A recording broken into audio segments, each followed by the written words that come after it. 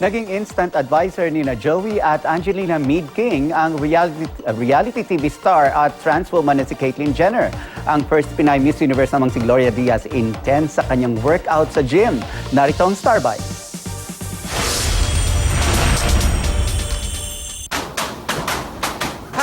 #Beast Mode ang Miss Universe 1969 na si Gloria Diaz habang nag-workout.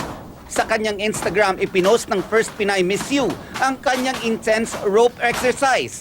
Humanga naman ang followers niya sa ipinakitang energy ni Gloria despite being in her senior years. Sa isa pa niyang post, kitang-kita naman ang post ng former beauty queen habang naghuhula hoops. Nasa Los Angeles, California naman si Miss World 2013 Megan Young para mag-judge ng Miss Philippines USA. Kabilang din sa judges ang beauty queen maker na si Jonas Gafud at GMA News stringer na si Janet Nepales. Nagpatalbugan ng candidates sa evening gown competition, swimwear at question and answer portion. Sa huli, kinoronan si Nicole Guerrero bilang Miss Philippines USA 2017, habang Miss Young Philippines naman si Jaslyn Dizon. Nakabonding naman ni Joey Meade at Angelina Meade King ang reality TV star at trans woman na si Caitlyn Jenner.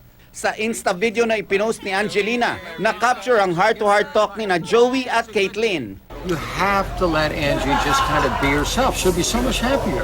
Na-amaze naman si Angelina sa bago niyang advisor. Like my lawyer, I love it.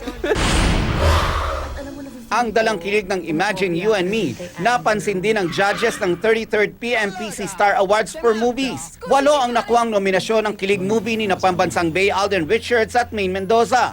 Kabilang na ang Movie of the Year, Movie Actor of the Year, at Movie Love Team of the Year. Gaganapin ang gabi ng parangal sa September 3. Tuloy na talaga.